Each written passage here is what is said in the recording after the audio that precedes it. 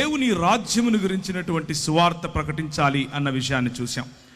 నిన్న మనం ఏం చూసాము అనంటే, మన ప్రభువుకు కలిగినటువంటి ప్రత్యక్షత, మన ప్రభు అయినటువంటి యేసు క్రీస్తుకు ఉన్నటువంటి ఈ పరిశుద్ధాత్మ యొక్క అభిషేకము ఏమిటి అనంటే, ఆయన ప్రభువు ఆత్మ నా మీద ఉన్నది, బీదలకు సువార్త ప్రకటించుటకై ఆయన నన్ను అభిషేకించెను, చెరలో ఉన్న వారిని విడుదలకును, గ్రుడ్డి వారికి చూపును కలుగునని ప్రకటించుటకును, నలిగిన వారిని విడిపించుటకును, ప్రభువు హితవత్సరము ప్రకటించుటకును ఆయన నన్ను పంపియున్నాడు అన్న విషయాన్ని మనం చూసాం.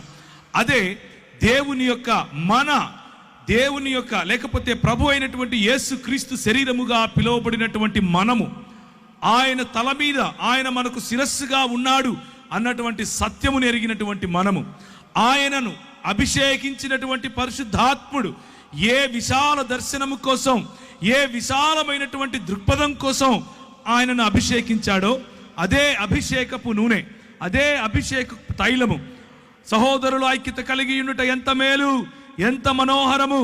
అది అహరోను తల మీద పోయబడి తన గడ్డము మీదుగా కారి తన చొక్కాయి అంచుల వరకు, అంటే మొత్తము శరీరాన్ని నింపేటటువంటి, మొత్తము శరీరాన్ని తడిపేటటువంటి పరిశుద్ధాత్ముని యొక్క అభిషేకమును గురించి మనం మాట్లాడుకుందాం. పరిశుద్ధాత్ముని యొక్క అభిషేకము కారణంగా మన ప్రభు అయినటువంటి యేసుక్రీస్తు తండ్రి కుమార పరిశుద్ధాత్ములుగా తను తాను బయలుపరుచుకున్నటువంటి ఏకదేవుని యొక్క ఈ ప్రణాళికను మనం అర్థం చేసుకునే ప్రయత్నం చేద్దాం. ఆ ప్రణాళికలో నువ్వున్నావు, ఆ ప్రణాళికలో నేను ఉన్నాను. ఆయన శరీరములో భాగముగా మనము ఆయన పనిని, ఆయన మనకి ఇచ్చినటువంటి ఈ బృహత్తరమైనటువంటి కార్యాన్ని, ఆయన రాజ్య స్థాపనను గురించి మాట్లాడుకోబోతున్నాం. ప్రభు అయిన యేసు క్రీస్తు మరి మొట్టమొదటిసారిగా తన పరిచర్యలోనికి రావటానికి ముందు, ఇదే లూకా సువార్త 4వ అధ్యాయంలో ఆయన అభిషేకం గురించి మాట్లాడుకున్నాం.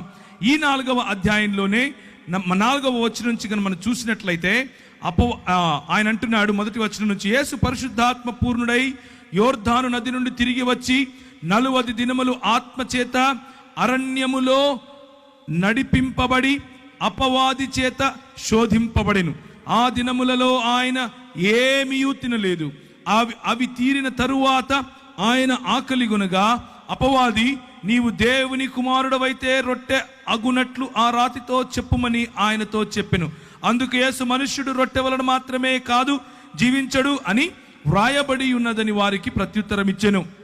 అప్పుడు అపవాది ఆయనను తీసుకొని పోయి భూలోక రాజ్యములన్నిటినీ ఒక నిమిషములో ఆయనకు చూపించి, ఈ అధికారమంతయు నీ రాజ్యముల మహిమని నీకిత్తునని, అది నాకు అప్పగింపబడి ఉన్నది, అదెవనికి నేను ఇవ్వగోరుదునో వానికిత్తును, కాబట్టి నీవు నాకు మ్రొక్కితివా, ఇదంతా నీదగునని ఆయనతో చెప్పెను. నీ దేవుడైన ప్రభువుకు మొక్కి ఆయనను మాత్రమే సేవింపవలను అని వ్రాయబడి ఉన్నదని వాడికి ఉత్తరము ఇచ్చెను. పిమ్మట ఆయనను యెరూషలేమునకు తీసుకుని పోయి దేవాలయ శిఖరమునకు నిలబెట్టి, నీవు దేవుని కుమారుడవైతే అక్కడ నుండి క్రిందికి దూకుము, నిన్ను కాపాడుటకు నిన్ను గూర్చిన తన దూతలకు ఆజ్ఞాపించునని నీ పాదముప్పుడైనను రాతికి తగులకుండా వారు నిన్ను చేతులతో ఎత్తుకొందురు అని వ్రాయబడి ఉన్నదని వాడితో చెప్పాను. అందుకు యేసు, నీ దేవుడైన ప్రభువును శోధింపవలదు అని చెప్పబడి ఉన్నదని వానికి ప్రత్యుత్తరమిచ్చెను. అప్పుడు యేసు ఆత్మ బలముతో గలిలయకు తిరిగి వెళ్ళెను. ఆయనను గూర్చిన సమాచారము ఆ ప్రదేశమందంతటయు వ్యాపించెను. ఆయన అందరి చేత ఘనత నుండి వారి సమాజ మందిరములలో బోధించుచు వచ్చెను.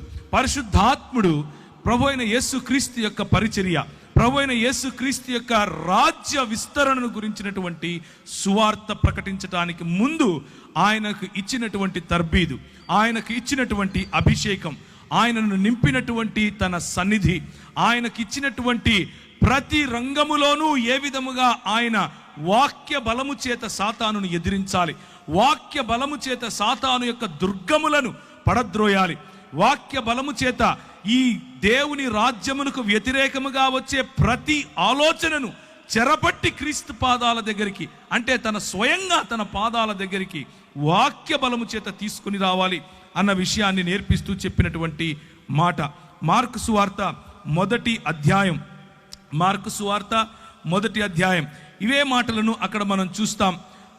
మరియు నీవు నా ప్రియకుమారుడవు, నీ యందు నేను ఆనందించుచున్నానన్న ఒక శబ్దము ఆకాశం నుండి వచ్చిన వెంటనే పరిశుద్ధాత్మ ఆయనను అరణ్యములోనికి త్రోసికొని పోయెను. ఆయన సాతాను చేత శోధింపబడుచు అరణ్యములో 40 దినములు అడవి మృగములతో నుండెను. మరియు దేవదూతలు అనుదినము ఆయనకు పరిచర్య చేయుచుండిరి. యోహాను చెరపట్టబడిన తరువాత యేసు కాలము సంపూర్ణమయ్యున్నదని, దేవుని రాజ్యము సమీపించి ఉన్నదని, మారు మనస్సు పొంది సువార్త నమ్ముడని చెప్పి దేవుని సువార్త ప్రకటించుచు గలిలియకు వచ్చాడు. 2 సందర్భాలలోనూ అదే మాటలు. కానీ లూకా ఒక సందర్భంలో ఇవ్వనటువంటి డీటెయిల్స్, ఇవ్వనటువంటి ఎక్కువ వివరాలు లూకా ఇస్తున్నట్లుగా మనం చూస్తాం. యేసుక్రీస్తు ప్రభువు ఆయన అభిషేకింపబడటానికి, ఆయన చెరలో ఉన్న వారిని విడిపించటానికి, గుడ్డి వారికి కన్నులు ఇవ్వటానికి, బీదలకు సువార్త ప్రకటించటానికి, దేవుని రాజ్య సువార్త ప్రకటించటానికి, తన మసీహత్వాన్ని లేకపోతే తన క్రీస్తు తత్వాన్ని ప్రకటించుకోవటానికి వచ్చినట్లుగా దేవుని వాక్యము చెబుతా ఉంది. అయితే చాలాసార్లు ఈ యేసు క్రీస్తును క్రీస్తుగా మనకు పరిచయం చేసినటువంటి, ఈ లోకానికి ఇచ్చినటువంటి తండ్రిని గురించి మనం వింటాం. అలాగే ఈ లోకం కోసం తన ప్రాణాన్ని స్వచ్ఛందంగా పెట్టి స్వచ్ఛందంగా తీసుకున్నటువంటి కుమారుడు, ఆ రాజు గురించి మనం అప్పుడప్పుడు వింటాం. కానీ సువార్తలో, దేవుని రాజ్య సువార్తలో భాగమైనటువంటి, దేవుని రాజ్య సువార్తకు పునాది మరియు దేవుని రాజ్య సువార్తకు కొనసాగింపు మరియు దేవుని రాజ్యమును నిత్యత్వములో నిర్మించి తన తండ్రికి ఇచ్చేటటువంటి పరిశుద్ధాత్మను గురించినటువంటి మాటలు చాలా తక్కువగా సంఘములో వింటాం. కనుక ఈరోజు పరిశుద్ధాత్మ దేవుని గురించినటువంటి మాటలు కొన్ని మాట్లాడుకునే ప్రయత్నం చేద్దాం. బైబిలు పరిశుద్ధాత్మ దేవుణ్ణి ఒక వ్యక్తిగా పరిచయం చేస్తుంది. ఒక వ్యక్తి అంటే అస్తిత్వం కలిగి ఉండాలి, స్పృహ కలిగి ఉండాలి, చేతన కలిగి ఉండాలి, ఆలోచన శక్తి కలిగి ఉండాలి, స్వయం నిర్ణయాలు చేయగలగాలి, భావనలు కలిగి ఉండాలి. అలాగే ఒకరితో ఒకరు సంబంధాలు చేసుకోగలిగినటువంటి సోషల్, లేకపోతే ఒకరితో ఒకరు సంబంధాలు చేయగలిగినటువంటి వ్యక్తిత్వం కలిగి ఉండాలి. దాన్నే స్వచిత్తం, భావనలు మరియు ఆలోచన దృక్పథం అని పిలవచ్చు. ఇలా అన్ని రకాలైనటువంటి ఒక వ్యక్తికి ఉండాల్సినటువంటి అన్ని గుణ లక్షణాలు పరిశుద్ధాత్మ దేవునికి ఉన్నట్లుగా బైబిల్ గ్రంథం మనకు తెలియజేస్తూ ఉంది. పరిశుద్ధాత్మని యొక్క కార్యకలాపాలు గనుక మనం చూస్తే, ఆయన మరి ఎఫెసీయులకు రాసిన పత్రిక 2వ అధ్యాయం 18వ వచనం ప్రకారం దేవుని వద్దకు మార్గం సరళం చేస్తాడు, పరిచర్య నిమిత్తం అభిషేకిస్తాడని ఇంతవరకు మనం లూకా సువార్త 4వ అధ్యాయం 18వ వచనంలో చూసాం. అలాగే మనకు దేవుని రాజ్యము పట్ల నిబద్ధత ఉంది, దేవుని యేసు క్రీస్తు పట్ల నిశ్చయత ఉంది అన్నటువంటి మాటను రోమీయులకు రాసిన పత్రిక 8వ అధ్యాయం 15వ వచనం ప్రకారం మనకు గుర్తు చేస్తాడు.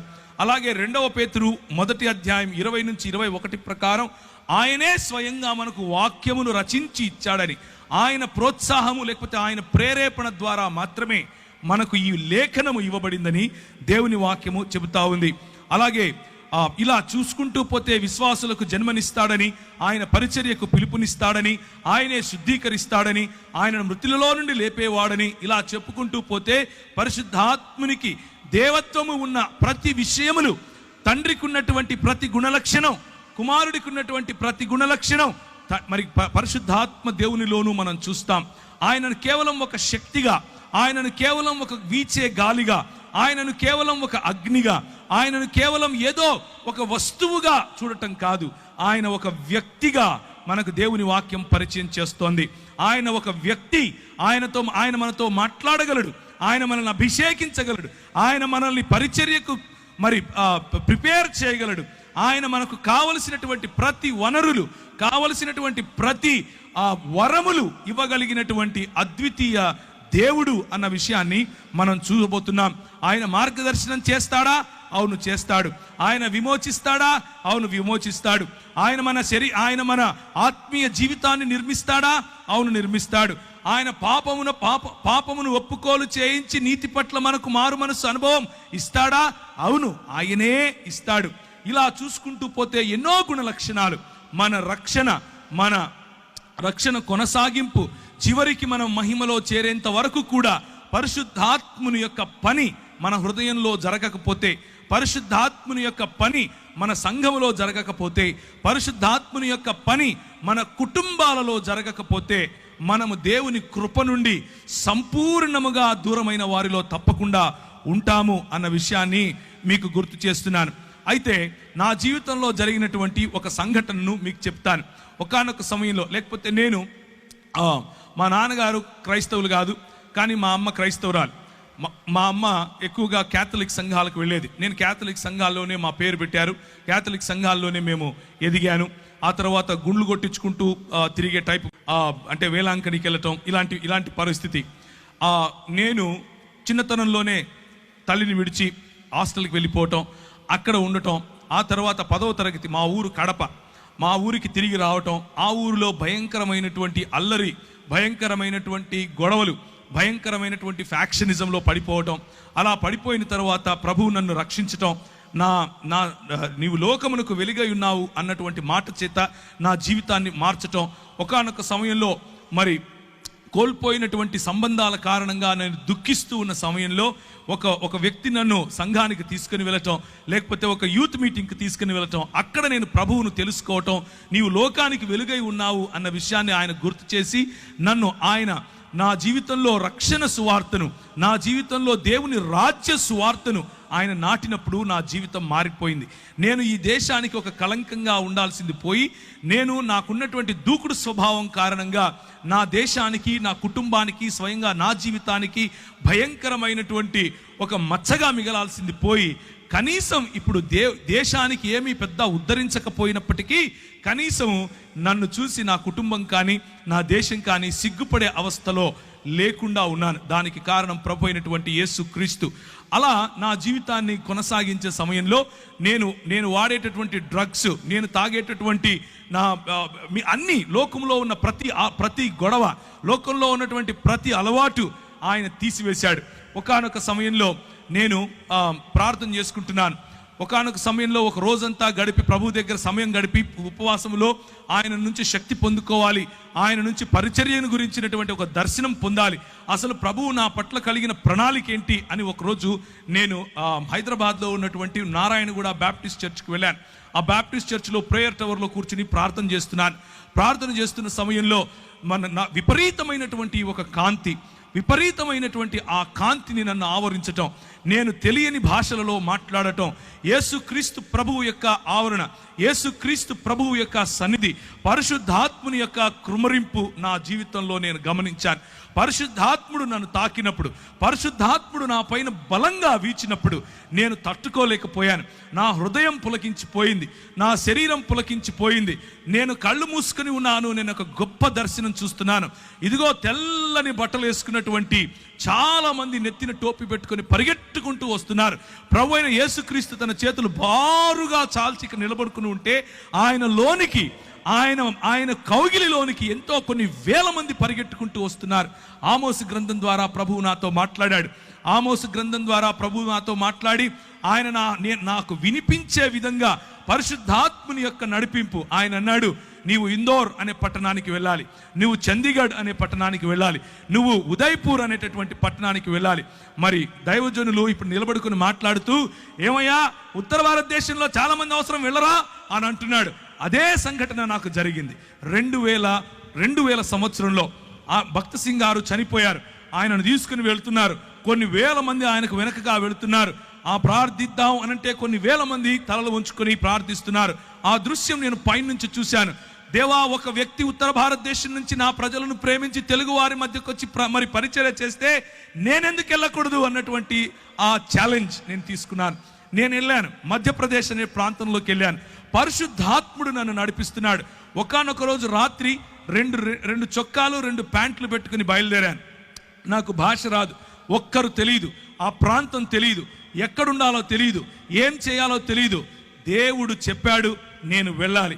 పరిశుద్ధాత్ముని యొక్క ప్రిపరేషన్, పరిశుద్ధాత్ముడు నీలో నిన్ను నింపినప్పుడు కేవలము నూనె బుడ్డీలు అమ్ముకునే పాస్టర్గా మారవు. నువ్వు గుర్తుంచుకోండి ఈ విషయం. పరిశుద్ధాత్ముడు నిన్ను తాకినప్పుడు నువ్వు ఛాలెంజెస్ తీసుకుంటావు. ఇంతవరకు సహోదరుడు ఆజాద్ చెప్పినట్లుగా తన దేవుని ఎరిగిన వారు బలము కలిగి గొప్ప కార్యాలు చేస్తారు. నీ సంఘం పక్కన ఇంకొకడు సంఘం పెట్టే కార్యాలు కావు, గొప్ప కార్యాలు చేస్తారు. ప్రభువు లేని చోట ప్రభువును ప్రకటించడానికి ముందుకు వస్తారు. అది చీకటి, భయంకరమైనటువంటి చలి. ఉత్తర భారతదేశంలో మనం ఇక్కడ ఏదైతే ఊపుకుంటున్నామో ఈ సమయంలో అక్కడ చల్లగా ఉంటుంది. అంటే ఇప్పుడు వేడిగానే ఉంటుందిలేండి. నేను వెళ్ళింది డిసెంబర్, జనవరి, ఫిబ్రవరిలో భయంకరమైన చలి. ఆగస్టు నెలల్లో కూడా భయంకరమైనటువంటి వాతావరణం, వర్షం పడిన తర్వాత చలిగా ఉంటుంది. నేను వెళ్ళాను, నాకు తెలియదు అంత చలి ఉంటుందని. మామూలు చొక్కాలు వేసుకుని మామూలుగా వెళ్ళిపోయాను. నేను అక్కడికి వెళ్తే గడగడ వణికిపోతున్నాను. కిందికి దిగాను. రైల్వే స్టేషన్లో ప్లాట్ఫామ్ మీద 3 రాత్రులు గడిపాను. 3 రాత్రులు ప్రార్థన, ఉదయాన్నే లేయటం, వాక్య పరిచర్యకి వెళ్తాం, ప్రార్థన, ఉదయాన్నే లేయటం. ప్రభు నాకు చెప్తున్నాడు, ఫలానా టెంపో ఎక్కు, ఫలానా చోట దిగు, ఫలానా ఇంటికెళ్ళు, ఫలానా వాడితో మాట్లాడు. ఆయన చెప్పినట్లుగా మరి ముందుకెళ్ళటానికి దేవుని పరిశుద్ధాత్మ యొక్క శక్తి, పరిశుద్ధాత్ముడు మనల్ని నింపినప్పుడు, పరిశుద్ధాత్ముడు మనలో ఛాలెంజ్, సవాలు విసిరినప్పుడు మనం తీసుకోగలగాలి. 2 చొక్కాలు 2 ప్యాంట్లతో వెళ్ళానని చెప్పాను. చేబులో నా దగ్గర 500 700 డబ్బులున్నాయి. ఆ రోజుల్లో 500 అంటే మహా అయితే కూడా ఒక 10 రోజులు మనం ఉండొచ్చు. ఈ రోజుల్లో 500 అంటే 6 రోజే ఉంటాం, అది మీకు తెలిసిన విషయమే. అయితే నేను వెళ్ళాను. ఒకరోజు రాత్రి నా దగ్గర డబ్బులు కూడా అయిపోతున్నాయి. ప్రభువు రాత్రి నాకు ఒక దర్శనం చూపించాడు. ఒక ఇల్లు, దానిపైన జూలాగర్ అని రాస్తుంది. జూలాగర్ అంటే ఇంట్లో పిల్లలు పెట్టుకోవటానికి ఉండేటటువంటి ప్రదేశం. ఆ ఇల్లు నాకు కనిపించింది. లోపల ఒక రూమ్ చూపించాడు. ఒక చైరు, ఒక బల్ల, దాని మీద ఒక గ్లాసు, దాంట్లో అంటే చెంబు, దాంట్లో నీరు, ఒక కాట్ అంటే ఒక మంచం. ఆ మంచం మీద మంచి పరుపు, గళ్ళగా ఉండేటటువంటి ఒక బెడ్షీట్. ఇది నాకు కనిపించింది. రాత్రి ఆ దర్శనం చూశాను. ఉదయం పరిశుద్ధాత్ముడు నడిపిస్తున్నట్లుగా నడుస్తున్నాను. పరిశుద్ధాత్ముడు నాకు చెప్పినట్లుగా ఏ డైరెక్షన్లో, ఏ దిశగా నేను వెళ్ళాలో ఆ దిశగా వెళుతున్నాను. 2.5-3 కిలోమీటర్లు నడుస్తూ దేవుని పరిచర్య, వాక్యం. నాకు వచ్చి రాని హిందీ ఏం చేస్తాం, ఏదొస్తే అది మూగ సైగలు అనుకోండి, మాట్లాడుతూ ప్రజలకు చెప్పుకుంటూ వెళ్ళాను. ఒక చోట ప్రభు దిగమన్నాడు. దిగి చూస్తే ఎదురుగా అదే ఇల్లు కనిపిస్తోంది. దేవునికి స్తోత్రం కలుగును గాక. ఆ ఇంటికి వెళ్ళి తలుపు తట్టు అన్నాడు. నేను ఆ ఇంటికి వెళ్ళి తలుపు తట్టాను. అది జైన్లు ఉండేటటువంటి ఇండ్లు. అంటే ఆ ఇంట్లో వాళ్ళు జైన మతాన్ని వాళ్ళు అనుసరిస్తారు. ఆమె వచ్చి ఏం కావాలి అని అడిగింది, హిందీలో, తెలుగులో కాదు. నాకు ఏం లేదండి, రూమ్ కావాలి అని అడిగాను. అవునా అని పైనుంచి కిందికి చూసి, పైన ఒక రూమ్ ఉంది చూసుకోపో అంది. పైకి వెళ్ళాను. పైకి వెళ్ళంగానే అదే మంచం, అదే గళ్ళగా ఉండే బెడ్షీటు, అదే చైరు, అదే టేబుల్, అదే చెంబు, నీళ్లు నింపబడినాయి. కిందికి వచ్చాను. అమ్మ నాకు సరిపోతుంది, నేను తీసుకుంటాను అన్నాను. డబ్బులు ఇవ్వండి. నా దగ్గర డబ్బులు లేవు అన్నాను. ఏం చేస్తారు మీరైతే? రే ఓరా బయటికి అంటారు. ఆమె అన్నది ఎప్పుడు ఇస్తావు అంది. ఒక 10-15 రోజుల్లో ఇచ్చేస్తానమ్మా అన్నాను. మీరు ఒప్పుకుంటారా? ఏ ఊరు నీది అంది. హైదరాబాద్ నుంచి వచ్చానమ్మా అన్నాను. డబ్బులు ఉన్నాయా జేబులో తినడానికి అంది. లేవమ్మా అన్నాను. ఎదురుగా ఒక మెస్ ఉంది, దాంట్లోకి వెళ్ళి భోజనం చేయి, నా పేరు చెప్పు అంది. కడుపు నిండా భోజనం, ఉండటానికి స్థలం. ప్రభువు ఇచ్చిన మాటను, ప్రభువు ఇచ్చిన అభిషేకాన్ని మనము నమ్మి ఒక కాలు వేస్తే ఆయన మనల్ని ఎప్పటికీ కించపరచడు. 11 సంవత్సరాలు అదే ఊరిలో ఉన్నాను. 11 సంవత్సరాలు భీలు, బిలాల, కోయ, గోండు ఇలాంటి వాళ్ళు, బారేలా, తెలియని భాషలు, నాకు తెలియని భాషలు, నేను ఎప్పుడూ వినని భాషలు, నాకు హిందీయే రాదనుకుంటే అక్కడ ఎన్నో ట్రైబల్ భాషలు, అన్ని భాషల్లో దేవుని వాక్యం పరిచర్య చేశాను. భాషల వరము ప్రభు ఇస్తాడు. దేవునికి స్తోత్రం కలుగును గాక. భాషల వరం ఇస్తాడు. చేతులు వేసి ప్రార్థించినప్పుడు స్వస్థతలు చేస్తాడు. ఇవన్నీ ఎప్పుడు చేస్తాడంటే, ఇక్కడ మగపిల్లలు పుట్టడం కోసం ప్రార్థన చేస్తాను అని మా ఊర్లో ఒక ఆయన బోర్డు పెట్టాడు, హైదరాబాదులో. అట్లా బోర్డు పెట్టుకొని యేసు ప్రభువును అమ్ముకునే పరిచర్య కాదు, యేసు ప్రభువును నమ్ముకునే పరిచర్య. దేవునికి స్తోత్రం కలుగును గాక. యేసు క్రీస్తు రాజ్యమును ప్రకటించే పరిచర్య. నేను వెళ్ళాను. నాకు అప్పుడు కరెక్ట్గా ఇప్పుడు నాకు 21 సంవత్సరం, ఊరు తెలీదు, ఏం తెలీదు. అదే ఊరిలో 11 సంవత్సరాలు. నేను 2011లో తిరిగి హైదరాబాద్కు తిరిగి వచ్చాను. నేను వెళ్ళేటప్పుడు ఎడ్వర్డ్ అన్న నాకు తెలుసు, నేను వచ్చిన తర్వాత ఎడ్వర్డ్ అన్న నాకు తెలుసు. కానీ అక్కడ ఉన్న 11 సంవత్సరాలలో ప్రభువు నన్ను వాడుకున్నటువంటి పద్ధతి, అక్కడ ఉన్న 11 సంవత్సరాల్లో నా చదువును ఆశీర్వదించాడు. నేను MBA ఇన్ ఇంటర్నేషనల్ బిజినెస్ అన్న కోర్స్ చదివాను. చదివిన తర్వాత ఎన్నో దేశాలు నన్ను ప్రభువు తిప్పాడు. తిరిగిన అన్ని దేశాల్లో ప్రభు పరిచర్యలో వాడుకున్నాడు. అంత మాత్రమే కాదు, ఈ చెప్పిన తెగలు ట్రైబల్ మధ్య ప్రభు వాడుకున్నాడు. అన్నిటికంటే ముఖ్యంగా నాకు చూపించిన దర్శనం, ముస్లింల మధ్య నీతో వాడుకుంటాను అని చెప్పాడు. ముస్లింల మధ్య వాడుకున్నాడు. నేను వెళ్ళినప్పుడు 6 మంది, ఒక్క వ్యక్తి ప్రభువుని నమ్ముకోవటానికి 5 ఏళ్ళు పట్టింది. ఆ తర్వాత 6 మంది 6 సంవత్సరాలు నాతో వాగ్వివాదం చేస్తూ వచ్చారు. నువ్వు ఈ కథ ఏంది, నేను చూసుకుంటామన్నారు. RSS వాళ్ళు, VHP వాళ్ళు నాకు ఈమెయిల్ రాసేవాళ్ళు. నువ్వు ఏ మార్గం గుండా వెళ్తున్నావో మాకు తెలుసు, నువ్వు ఎట్లొస్తావో మాకు తెలుసు, నువ్వు ఎప్పుడు ఇంటికి చేరకుండా ఎప్పుడు సస్తావో కూడా నీకు తెలియకుండా చేస్తాం అని అనేవారు. ఇలాంటి పరిస్థితులు. అక్కడ నువ్వు వెళ్ళి సాక్షి జీవితం అనంటే ఏంటి అనంటే, అక్కడ నువ్వు వెళ్ళి క్రైస్తవుడిని అని చెప్పుకుంటే చాలు తన్నుతారు. క్రైస్తవుడిని అని చెప్పుకుంటే చాలు చెప్పుతో కొడతారు. అలాంటి పరిస్థితులు. కానీ స్టెఫెనును ఆశీర్వదించినట్లుగా, స్టెఫెనుకు వాక్ చాతుర్యం ఇచ్చినట్లుగా, స్టెఫెనులో వాక్ ప్రభావం ఇచ్చినట్లుగా, స్టెఫెనును ఏ విధముగా జ్ఞానముతోనూ కృపతోనూ ప్రభువు నింపాడో అలా యవ్వనస్తులను నింపగలడు.